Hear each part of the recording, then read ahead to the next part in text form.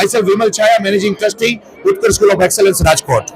ખરેખર આજ રોજ પ્રસિદ્ધ થયેલા ગુજરાત બોર્ડના એસએસસી બોર્ડના રિઝલ્ટ જે આવેલું છે અને એમાં પણ અમારી ઉત્કર્ષ સ્કૂલ ઓફ એક્સલન્સના બાળકો જે રિઝલ્ટ લઈ આવ્યા છે અને આજે અમારા બાળકોના રિઝલ્ટથી મારી છાતી આજે ગજગજ ફૂલે છે. હું તમને ઓવરઓલ કમ્પેરિઝનના ટર્મ્સમાં વાત કરું કે બોર્ડનું રિઝલ્ટ 83.86% છે. રાજકોટનું અમારા લક્ષ્મીનગર રિજિયનનું રિઝલ્ટ છે 89.78%, જ્યારે અમારું ઉત્કર્ષ સ્કૂલનું રિઝલ્ટ છે 98.21%.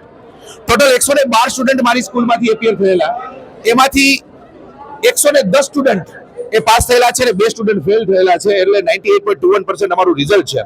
મારા માટે જે ગર્વની લાગણી છે, કદાચ અમારા ઉત્કર્ષ સ્કૂલના ઇતિહાસની અંદર આ વખતના મારા બાળકો જે છે એ સૌથી બેસ્ટમાં બેસ્ટ રિઝલ્ટ લઈ આવ્યા છે. કઈ રીતે?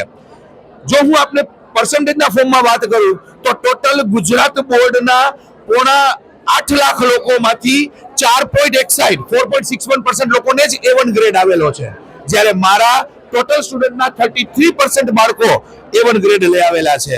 એટલે ખરેખર આ રિઝલ્ટે અમારા ઉત્કર્ષ સ્કૂલની રિઝલ્ટની ઝડપની પરંપરાને એક બોર પીછની જેમ એક છોગ લગાવેલું છે.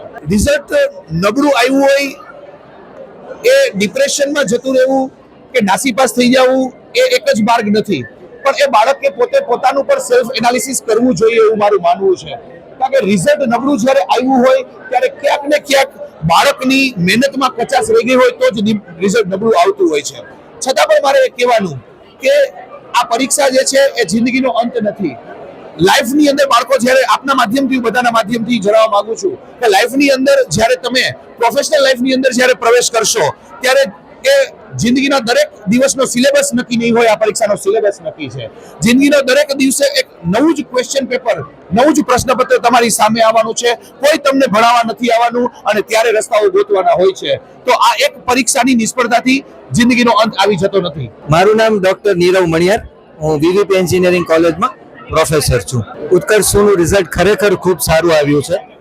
ઉત્કર્ષ સરમાં વિમલ સર અને એમની team, Nikhil sir, Jignasu sir, Parita madam અને બધા જ ટીચરોની મહેનત ખૂબ જ બાળક પાછળ હોય છે, અંગત ધ્યાન આપે છે. ખૂબ સારા રિઝલ્ટ માટે ઉત્કર્ષ સ્કૂલને અભિનંદન.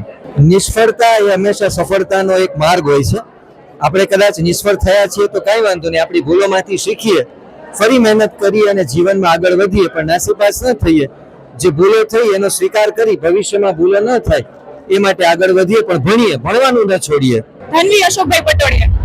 મને ખૂબ જ ખુશી છે કે હું આવી છું, પણ મને એનાથી વધારે ખુશી છે કે હું આ સ્કૂલમાં ભણીને આવી છું. એમ એટલે એટલું સરસ ભણાવે છે કે અમને કોઈ બર્ડન નથી મળતું કે કોઈ અમે રિલેક્સથી જ ભણીએ છીએ. અને કદાચ હું ભણતી હોય ને તો સાથે હું મ્યુઝિકથી ભણતી હોય કે મને એટલું રિલેક્સેશન હોય, અને એક્ઝામના ટાઈમે તો એટલું રિલેક્સેશન હોય કે મને કોઈ જાતનું કંઈ ટેન્શન જ નથી હોતું. અને હું એટલું સારું કહું કે છેલ્લે જે 9 રાઉન્ડ્સ લેવાના ને બોર્ડ રાઉન્ડ એમાં અમે જે 9 રાઉન્ડ્સ આપ્યા ને એનો અમને બોર્ડમાં આપ્યો ને 10th રાઉન્ડ લાગતો હતો કે આ મારા માટે કશું જ નથી. એમ આ પરિવારની એટલી જ મહેનત છે. કોઈનું આપણે એમ ન કહી શકીએ કે મહેનત નથી. કદાચ પોઈન્ટમાં કરતા જ નહીં એટલી મહેનત છે. આખી સ્કૂલની કદાચ કોઈ ફેકલ્ટી નથી ભણાવતું ને તો પણ એની એટલી મહેનત છે. સાંજ સમાચાર ફેસબુક પેજને લાઇક કરો, વિડીયો શેર કરો અને વધુ વિગતવાર સમાચાર માટે sanssamachar.net વિઝિટ કરો.